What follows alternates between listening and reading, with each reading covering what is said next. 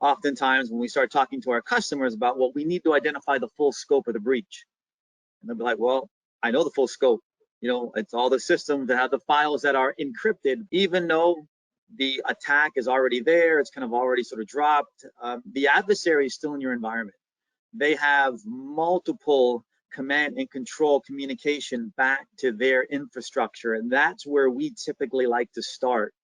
Usually with our EDR-like technology, our 40 EDR, and looking at all of the other logs that you might have available, we can start to identify all those injected payloads into running processes I was talking about, you know, before, because that then allows us to start, you know, figuring out what are some of the machines that have to be remediated. On those same lines, though, within the system, you know, themselves, usually there's persistence.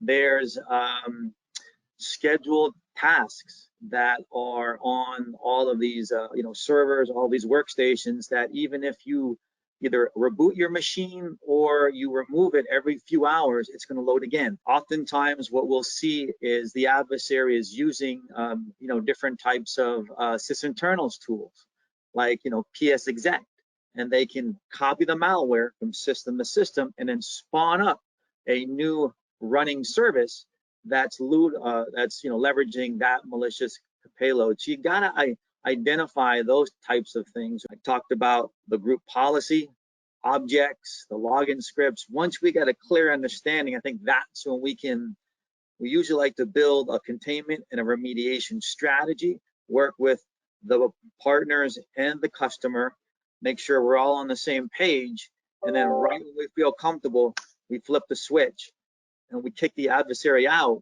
and then start in all the things that Doug and Walter, you know, Rick were talking about with the remediation and you know, the recovery.